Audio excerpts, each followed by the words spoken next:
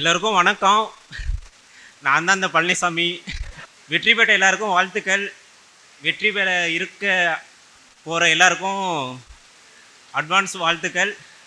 நான் பழனிசாமி. நான் எங்கேருந்து வரேன்னா, என் ஊர் தருமபுரி. நான் தருமபுரியில் வந்து ஒரு வில்லேஜ் தான். அங்கே வரைக்கும் இந்த சுரேஷ் அகாடமி பற்றி தெரிஞ்சிருக்குன்னா, கண்டிப்பாக சுரேஷ் அகாடமி வந்து நிறைய சக்ஸஸ், நிறைய பேரை வந்து இங்கேருந்து பெரிய சாதனையாளர்களாக மாற்றிருக்கு. அதுதான் சொல்லணும். இப்போ நான் இங்கே வந்தேன் அப்படின்னு சொல்லணும்னா, என்னோடய ஃப்ரெண்ட்ஸ் ஒரு 4 பேர் அவங்க இருந்தனால தான் நான் இங்கே வந்தேன் அப்படின்னு சொல்லிட்டு சொல்லலாம். நான் 2019 பாஸ்ட் அவுட் ஆனேன். நான் படித்தது வந்து பிஇ இன்ஜினியரிங் தான் படித்தேன். படிச்சுட்டு ஒரு 1 இயர் வந்து ஒர்க் பண்ணிகிட்டு இருந்தேன். எங்கன்னா சிஎன்சி மிஷினில் ஒர்க் பண்ணிகிட்டு இருந்தேன். அங்கே வந்து ஃபுல்லாக நைட் ஷிஃப்ட் அப்படின்னு சொல்லிட்டு அப்பா அம்மா வந்து ரொம்ப கஷ்டப்பட்டாங்க. சரி, நான் என்ன பண்ணேன், சரி அப்பா அம்மாவுக்கு வந்து ஏதாச்சும் பண்ணணுமே அப்படின்னு யோசிக்கும் போது, சரி என்னோடய ஃப்ரெண்ட்ஸ் 4 பேர் இங்கே இருந்தாங்க. அவங்க வந்து இங்கே டிஎன்பிசி தான் படிச்சுட்டு இருந்தாங்க. அவங்கக்கிட்ட வந்து சஜஷன் கேட்டேன். அவங்க வந்து என்ன சொன்னாங்கன்னா, கண்டிப்பாக இங்கே வா, நீ கண்டிப்பாக அச்சீவ் பண்ணுவ அப்படின்னு சொல்லிட்டு சொன்னாங்க. சரி, அவங்கள நம்பி இங்கே வந்தேன். இங்கே வந்தபோது நான் எப்போனா 2019 2021 தான் இங்கே வந்து ஜாயின் பண்ணேன். இப்போனா 2021 February 2 தான் இங்கே ஜாயின் பண்ணேன். இப்போ வந்து February 3 எனக்கு வந்து ஜாயினிங். கனெக்ட் பண்ணி பார்த்தா 4 இயர்ஸ், கம்ப்ளீட்டாக 4 இயர்ஸ் வந்து நான் இங்கே சுரேஷ் அகாடமியில் மட்டும்தான் இருந்தேன். எப்படின்னா பொங்கல், தீபாவளி அந்த மாதிரி அதெல்லாம் எல்லாத்தையும் மறந்துட்டேன். எப்படி சொல்கிறதுனா, இங்கே மட்டும்தான் இருந்தேன் சுரேஷ் அகாடமி.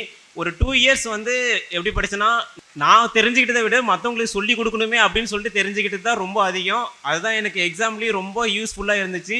அந்த சுச்சுவேஷன்லாம் எப்படின்னா, ஃபஸ்ட்டில் நான் எக்ஸாம்லாம் ரொம்ப பயப்படுவேன். ப்ரிலிம்ஸ் போனவே ப்ரிலிம்ஸாக பாஸ் பண்ணிவிடுனா பண்ண மாட்டேன்னா அப்படி தான் போகுவேன். ஒரு 2 இயர்ஸ்க்கு அப்புறம் ப்ரிலிம்ஸா ஓகே கண்டிப்பாக கிளியர் பண்ணிவிடுவேன், மெயின்ஸா கிளியர் பண்ணிவிடுவேன் அப்படின்னு இருந்துச்சு. கடைசி ஃபைனல் எப்படி சொல்கிறதுனா, சார் வந்து தினேஷை வந்து இன்ட்ரடியூஸ் பண்ணார். அவனுக்கு சொல்லிக் கொடுறா அப்படின்னு சொல்லிட்டு. ஒரு வருஷத்துக்கு முன்னாடி என்னென்னா, அவன் கண்டிப்பாக இங்கிலீஷ் ஸ்ட்ராங்கு, கண்டிப்பாக பாஸ் பண்ணிவிடுவான், நீ மற்றது சொல்லி கொடுத்தா போதும் பாஸ் பண்ணிவிடுவான் அப்படின்னு சொல்லிட்டு கூட விட்டார். அவன் வந்து என்னை விடவே மாட்டான், கூடவே தான் இருப்பான் எப்போவுமே. எப்படி சொல்கிறது, நான் மார்னிங் இங்கே கிளாஸ் முடிச்சுட்டு ஸ்டடி ஹாலில் போனேன்னா நைட்டு 10 மணிக்கு தான் ரூம் போவேன். அது வரைக்கும் இங்கே ஸ்டடி ஹாலில் மட்டும்தான் இருப்பேன். அது வரைக்கும் என் கூடவே தான் இருப்பான். என்ன எது வேணாலே கேட்டே இருப்பான், சின்ன சின்ன டவுட்னாலே கேட்டிருப்பான்.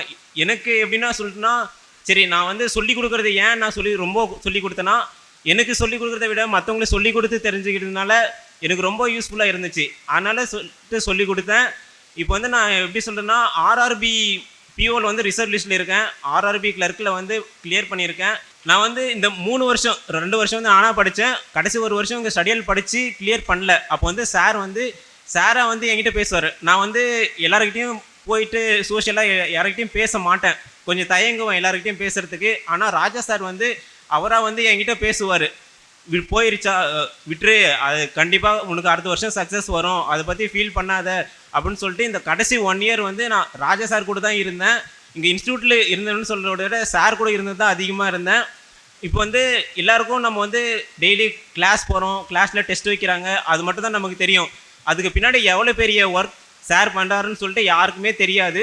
அவர் வந்து எப்படி சொல்கிறது, ஒரு பெரிய டீமே வச்சுருக்காரு. அந்த டீம் வந்து இப்போ நாளைக்கு கொஸ்டின் வரும்னா இன்றைக்கி அவர் அதுக்காக போடுற ஹார்ட் ஒர்க் எவ்வளோ இருக்குன்னு எனக்கு தெரியும். இப்போ கடைசியாக அவர் கூட இருந்ததில் இந்த இன்டர்வியூ அதுக்குன்னு சொல்லிட்டு எவ்வளோ ஹார்ட் ஒர்க் பண்ணாருன்னு சொல்லிட்டு எனக்கு ரொம்பவே தெரியும்.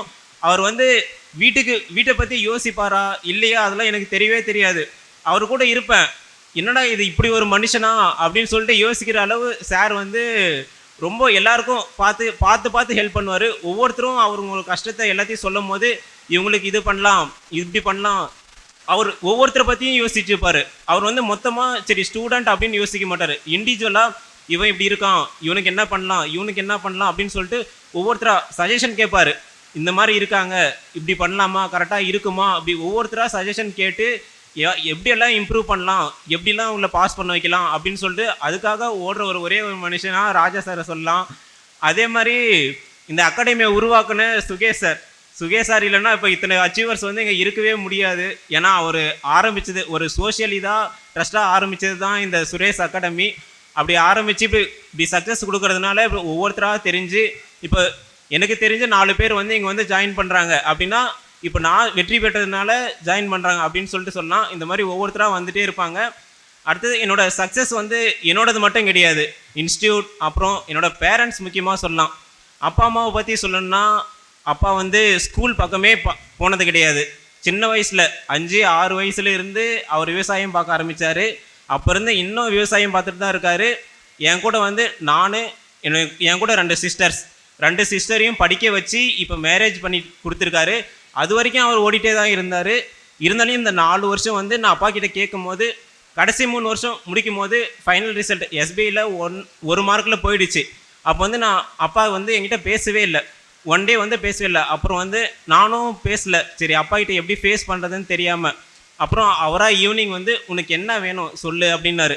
எனக்கு ஒரே 1 வருஷம் மட்டும் டைம் வேணும், நான் கண்டிப்பாக வெற்றி பெற்று ஒரு பேங்கராக வந்து உங்கள் முன்னாடி நிற்பேன் அப்படின்னு சொல்லிட்டு அந்த ஒரே ஒரு வார்த்தை மட்டும்தான் சொன்னேன். அப்பா எதுவுமே கேட்கல, சரி ஓகே உனக்கு 1 வருஷம் தானே, நீ போய் படி, நான் பார்த்துக்கிறேன் அப்படின்னு சொல்லிட்டு இன்னும் ஓடிட்டுருக்காரு. இப்போ கூட அவரால் வர முடியல. நான் வந்து நேற்று ஈவினிங் வரைக்கும் சரி வருவாரா இல்லையான்னு சொல்லிட்டு கேட்டுட்டு இருந்தேன். அப்போ என்ன சொன்னார்னா, நான் இங்கே விட்டுட்டு வந்துட்டேன், இங்கே விவசாயத்தை யார் பார்த்துக்கிறது அப்படின்னு ஒரே ஒரு வார்த்தை மட்டும்தான் சொன்னார். சரி அதுக்கப்புறம் என்னால் அவர்கிட்ட எதுவும் சொல்ல முடியல.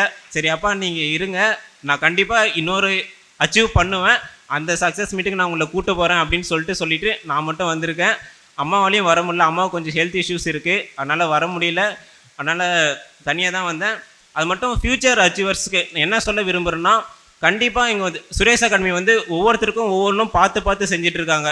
இப்போ கிளாஸ் போகிறீங்களா, கிளாஸ் பேட்ச், ப்ரிலிம்ஸ் வேணுமா ப்ரிலிம்ஸ் பேட்ச், மெயின்ஸ் வேணுமா மெயின்ஸ் பேட்ச்.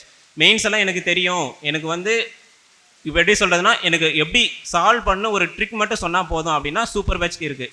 நான் வந்து 2022 வந்து சூப்பர் பேட்சுக்கு வந்து 3 டைம்ஸ் டெஸ்ட் வச்சாங்க.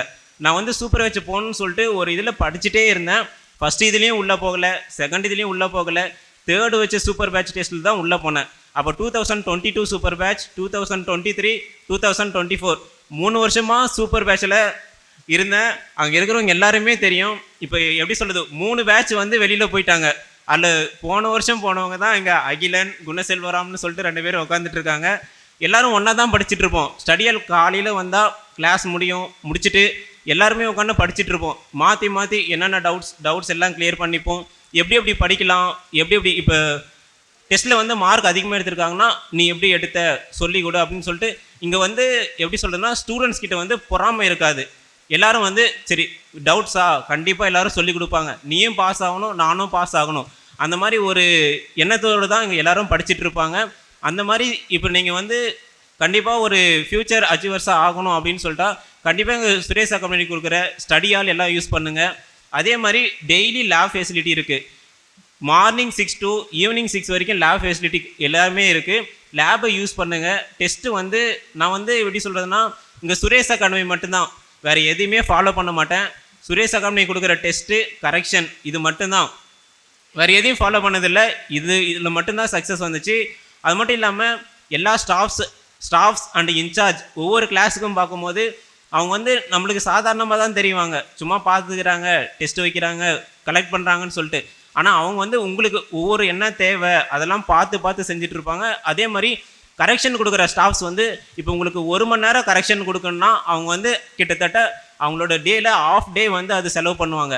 அப்படி செலவு பண்ணி வந்து சொல்லி கொடுக்குறது தான் உங்களுக்கு கரெக்ஷனாக வந்துட்டுருக்கு. அதனால் கண்டிப்பாக டெய்லி கிளாஸ் போங்க, ஃப்யூச்சர்ஸ் அச்சீவர்ஸ் கிளாஸ் போங்க, கிளாஸை யூஸ் பண்ணுங்கள், கண்டிப்பாக உங்களுக்கு சக்ஸஸ் வரும். எல்லாருக்கும் வாழ்த்துக்கள். இந்த மேடையை கொடுத்ததுக்கு நன்றி. தேங்க்யூ. சுரேஷ் IAS அகாடமி, வெற்றியின் முகவரி.